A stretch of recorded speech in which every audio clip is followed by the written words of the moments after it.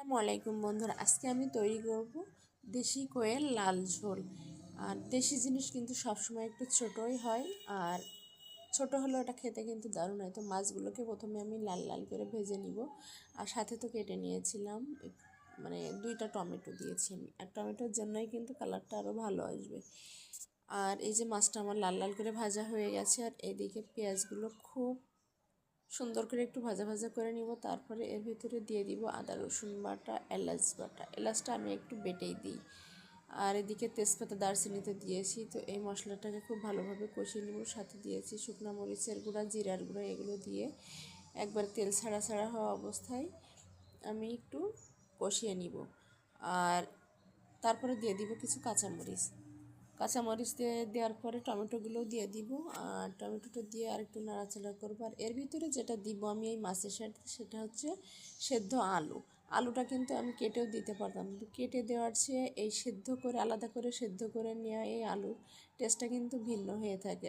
আমি অনেকবার খেয়াল করে দেখছি বা নিজেও রান্না করে টেস্ট করে দেখছি যে কেটে আলু সিদ্ধ করাচ্ছে এই আলুটা কিন্তু আমি কোনো প্রকার পানি দিয়ে আর কষিয়ে নিব না। যে টমেটোর থেকে যে পানি ছাড়বে সেটা দিয়েই আমার আলুটা খুব সুন্দর করে ভালোভাবে কষিয়ে নিয়ে হয়ে যাবে। টমেটোর গায়ে তো অনেকটা পানি থেকে এই যে অনেকটা কিন্তু পানি বার হয়েছে, আর এই পানিটা একবারে শুকিয়ে যাওয়া অবস্থা পর্যন্ত আমি আলুটা কষিয়ে নিব। তো আপনারা এইভাবে মাছ দিয়ে বা ডিম দিয়ে যদি আলুটা খেতে চান, আগে একটু সেদ্ধ করে নিয়ে দেখবেন, তাহলে অনেক কিন্তু ভালো হয়।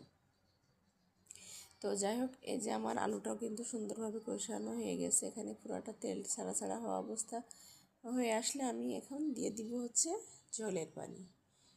আর মাছ ভুনা, ডিম ভুনা বা এই ধরনের ভুনাতে একটু আলু টমেটো দিলে কিন্তু স্বাদটা আরও দ্বিগুণ হয়। তো এই যে আমি দিয়ে দিলাম ঝোলের পানি, আর এই পানিটা ফুটে উঠলে আমি যে ভেজে রাখা মাছগুলো ছিল সেগুলো দিয়ে দিব। আর মাছগুলো কিন্তু আমি একটু ছুরি দিয়ে একটু কেটে কেটে নিয়েছি। আর এই কাটার কারণটা হচ্ছে যে মশলাগুলো মাছের ভিতরে যাতে খুব ভালোভাবে প্রবেশ করে, এই জন্য। তো পানি ফুটে গেছে, মাছটাও দিয়ে দিয়েছি। এখন কিন্তু খুব ভালোভাবে এটাকে মানে ফুটে ঝোলটা কমিয়ে আসবে, তখন কিন্তু আমি এটা নামিয়ে নিব।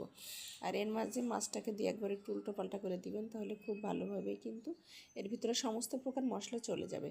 আর দেখেন, আমি কিন্তু একটা ডিমও দিয়েছি। যাদের বাসায় বাচ্চা আছে তাদের যে কত রকম টেকনিক করে রান্না করতে হয়, এই যে আজকে মাছ খাবে না তো ডিম দাও, ডিম খাবে না তো মাছ দাও। তো আমি কিন্তু এভাবে প্রায়ই করি মাছ ভুনা বা ডিম ভুনার সাথে। হয়তো আমার মেয়ে খাইতে চালো না, সেখানে একটা ডিম দিলাম বা মাছ দিয়ে দিলাম। তো আজকে তেমনই একটা ডিম দিয়ে দিয়েছি, কারণ সে ব্যক্তি আগেই বলছে আর সে মাছ খাবে না। তো আমি এর মাঝে একটু লবণ টবণগুলো চেক করে দেখলাম সব কিছু ঠিক আছে। আর এতটুকু ঝোল কিন্তু রাখতে হবে, যেহেতু ঝোল আলু রয়েছে, ঝোলটা কিন্তু আপনার টেনে নিবে। তো আমার রান্না কিন্তু প্রায় কমপ্লিট, আমি নামিয়ে নিব। আর এরপরে এই যে গরম গরম ভাত নিয়ে গেছি, নিয়ে এর ভিতরে একটু সে মাছ আর আলু দিয়ে মেখে আমি খেয়ে টেস্ট করে দেখছি। আর খেতে কিন্তু এটা দারুণ ছিল, বেশ দুর্দান্ত স্বাদেরই হয়ে থাকে। একবার হলেও এটা বাসায় ট্রাই করুন।